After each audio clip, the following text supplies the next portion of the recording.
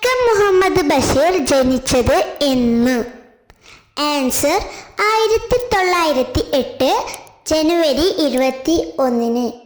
എവിടെയാണ് വൈക്കം മുഹമ്മദ് ബഷീർ ജനിച്ചത്? ആൻസർ കോട്ടയം ജില്ലയിലെ വൈക്കം താലൂക്കിലെ തലയോലപ്പറമ്പിൽ. ബഷീറിനെ സുൽത്താൻ എന്ന് വിശേഷിപ്പിച്ചത് ആര്? ആൻസർ ബഷീർ തന്നെ. ബഷീറിൻ്റെ പിതാവിൻ്റെ പേര്? ആൻസർ കായി അബ്ദുറഹ്മാൻ.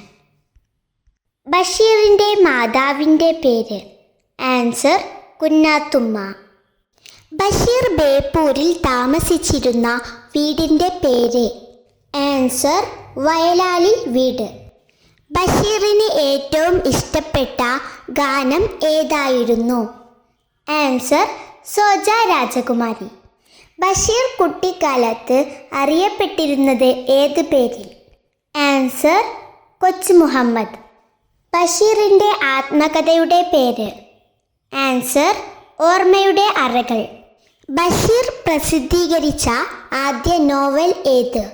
ആൻസർ പ്രേമലേഖനം.